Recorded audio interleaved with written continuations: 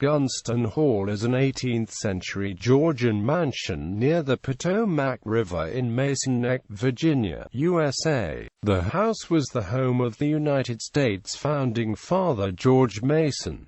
It was located at the center of a 5,500-acre plantation. The construction period of Gunston Hall was between 1755 and 1759. The interior of the house and its design was mostly the work of William Buckland, a carpenter, joiner and indentured servant from England. Buckland later went on to design several notable buildings in Virginia and Maryland. Both he and William Bernard Sears, another indentured servant, are believed to have created the ornate woodwork and interior carving. Gunston's interior design combines elements of Rococo, chinoiserie, and Gothic styles, an unusual contrast to the tendency for simple decoration in Virginia at this time. Although chinoiserie was popular in Britain, Gunston Hall is the only house known to have had this decoration in colonial America. In 1792, Thomas Jefferson attended George Mason at his deathbed at Gunston Hall. After Mason's death later that year, the house continued to be used as a residence for many years. In 1868, it was purchased by noted abolitionist and Civil War Colonel Edward Daniels. It is now a museum owned by the Commonwealth of Virginia and open to the public. The home and grounds were designated a National Historic Landmark in 1960 for their association with Mason. History. Construction. William Buckland signed an indenture with Thomson Mason, George Mason's brother, on the 4th of August 1755, 4 months after he finished as an apprentice from April 1748 to April 1755. In exchange for free passage to Virginia, room and board, and a yearly salary of £20, Buckland agreed to act as a carpenter and joiner for the Masons for 4 years. In November, when Buckland arrived, the exterior walls of Gunston Hall were probably complete. Buckland probably did design the portico overlooking the garden, in addition to much of the interior. The various carvings in the mansion were probably the combined work of William Buckland and William Bernard Sears. Buckland most likely provided designs for the carvings, but Sears most likely carved the wood. Buckland and Sears probably worked on much of the original furniture together. At the time, it was not uncommon for English architects to design furniture as well as buildings. Later history. The mansion stayed in the Mason family until 1867.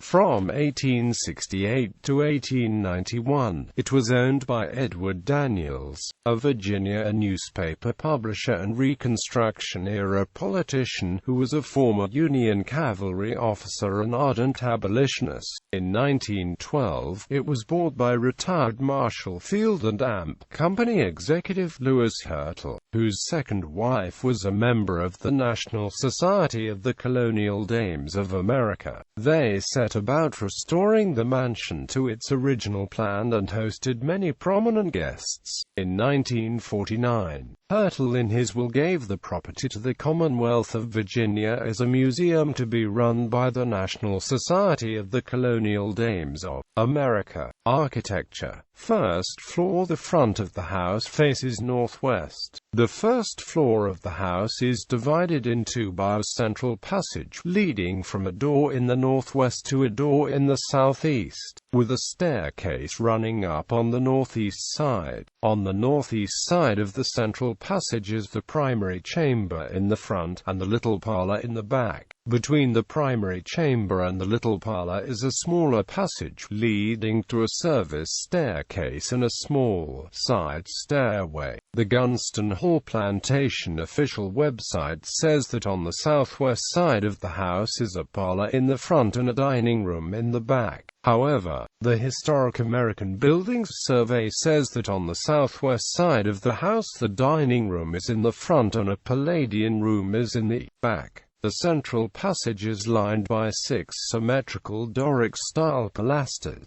A double arch with a carved pine cone divides the front of the passage from the back. In the front, there are 4 doors placed opposite one another, although one is a fake door for symmetry. The front of the hall is covered in wallpaper, while the back has raised painted paneling. The primary chamber was a private room and was less ornate than the public rooms. Toward the end of Mason's life, it was painted in emerald green, which was considered a desirable color. The windows had pocket shutters, and are believed to be the only windows in the house to have curtains during Mason's lifetime. The little parlor was private and decorated plainly.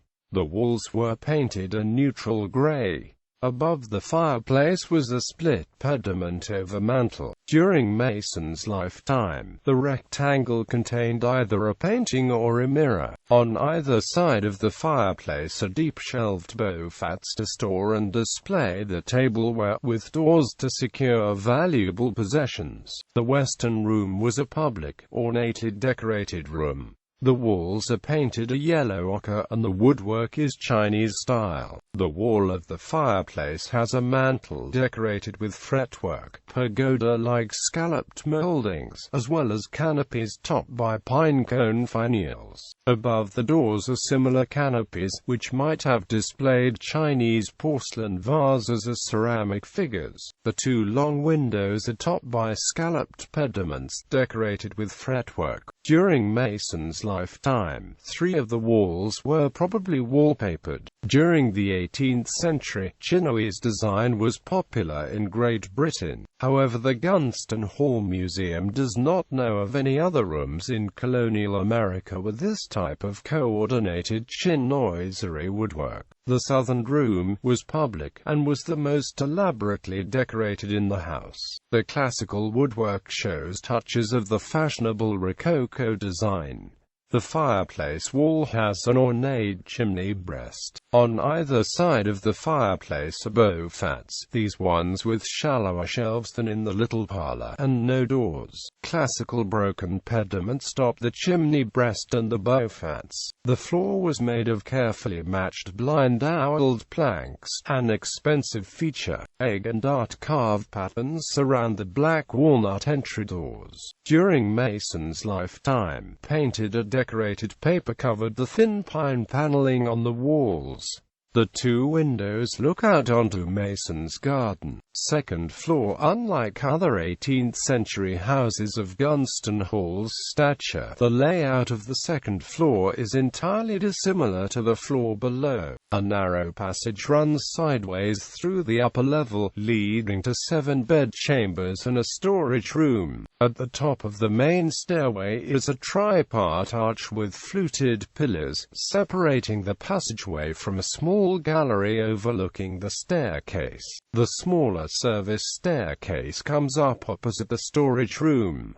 Of the bedchambers, only the 4 corner rooms have fireplaces. The fireplaces and surrounds did have some architectural detail. The corner rooms had 2 or 3 windows each, while the inner chambers only had 1 window each. The walls of the corner bedchambers were painted with more expensive shades, such as Prussian blue or verdigris. The attic was accessible through one of the inner bedrooms. The storage closet, or lumber room, had no exterior window, but instead received light from a window to the stairwell. There was an exterior window above the staircase landing. Basement. Gunston Hall has a basement, which has a main passage and 4 rooms like the floor above it. 3 staircases lead down to the basement. The basement contains 4 brick arch chimney supports, and 9 small windows. In 1975, a cast-iron stove was excavated from the basement. The style of the stove suggests it is from the 18th or early 19th century. Around 1986, a shallow subsurface perimeter drainage system was built about 4 feet away from the foundation walls. Due to an excess ground moisture, this significantly reduced standing water in the basement. porches. The front porch of Gunston Hall is William Buckland's most individualistic design, according to Great Georgian Houses of America, as copied by the Historic American Building Survey. The classical lines of the porch exactly follow those of a Roman medal of the Temple of Tyche in Eumenia, Asia Minor, only engraved once. It is possible Buckland saw the medal or heard it discussed while apprenticing with his uncle, a bookshop owner. The porch is also quite similar to the porch of Honington Hall, near Oxford. It is possible the Honington Hall porch inspired Buckland. Garden and outbuildings. The garden was located behind the house, or on the southern side. The garden was grown above the man-made level platform where there used to be a hill, and was exactly 1 acre in area. A gravel path runs from the back of the house to the southern edge, and was 12 feet wide during Mason's time period, the same width as the central passage in the house and the portico. Today, the path is narrower, crowded by boxwoods that are now about 250 years old. The path ends in an overlook extending out from the steep edge of the garden. From here, the Potomac River can be seen. The Gunston Hall Museum website says that the view was more impressive during Mason's time, when the trees were cleared. The garden was most likely broken into 4 rectangles, with additional gravel paths running through and around it, to give the illusion from the house of all rectangles being the same size. The rectangles closer to the house were probably shorter than the rectangles farther away. The outbuildings at Gunston Hall are reconstructed. They include a kitchen, dairy, smokehouse, and laundry. They are believed to represent typical support buildings of an 18th-century plantation household. George Mason owned about 90 slaves, but the places they lived have not been located. Visitors Center and Museum Shop. At the Visitors Center, there is an 11-minute film entitled George Mason and the Bill of Rights. The exhibit covers Mason's political career, personal life, and 18th-century plantation culture. Gunston Hall is open from 9:30 a.m. to 5 p.m. except for the holidays Thanksgiving, Christmas, and New Year's Day. A 45-minute tour is offered every half hour, with the last tour starting at 4:30 p.m. The museum shop sells souvenirs such as books, gift items, soap, food, and toys. The museum shop's stated purpose is to educate today's citizens about 18th-century life in Virginia. Other Mason plantations. George Mason's other plantations included Holland Hall, Woodbridge, Lexington, and Mason's Island. His son, John Mason, lived in Claremont for part of his life. George Mason gave Holland Hall to his third son, Thompson Mason, through deeds of gift in 1781 and 1786. The land, as given, totaled 676 acres. Holland Hall is about 3 miles southwest of Alexandria. Late in the 18th century, it was near George Washington's Mount Vernon. Thompson Mason was the first member of the Mason family to live here.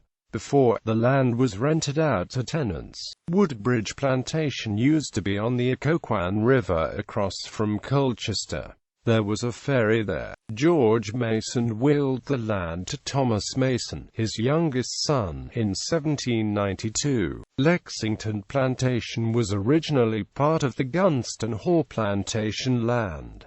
Lexington was given to George Mason's first son, George Mason V. The mansion of Lexington Plantation was probably not built until after George Mason V returned from a trip to Europe in 1783. George Mason III bought Barbados Island from Francis Hammersley in 1717, and the island came to be known as Mason's Island. George Mason gave the island to his fourth son, John Mason, in 1792. Since John Mason always referred to the island as Analostan Island, it came to be known by that name. During the 1790s, John ordered a summer home built there. After financial troubles, the bank foreclosed the island and John's Georgetown property in 1833. John Mason then moved to Claremont, a 320-acre property he had recently acquired, where he spent the rest of his life. Commemorative and namesake. Gunston Hall, home of George Mason, was commemorated on a 3-cent stamp for the 200th anniversary on June 12, 1958. The view shows the riverfront side of the classic mid-Georgian brick home. George Mason was author of the Virginia Declaration of Rights, which served as the basis of the first 10 amendments to the federal Constitution. Gunston Hall was the namesake of the US Gunston Hall, launched in 1943, and the US Gunston Hall, launched in 1987. Gunston Hall is also the namesake for Gunston Elementary School in Lawton, Virginia, Gunston Middle School in Arlington, Virginia, as well as the former athletic mascot for George Mason University, Gunston.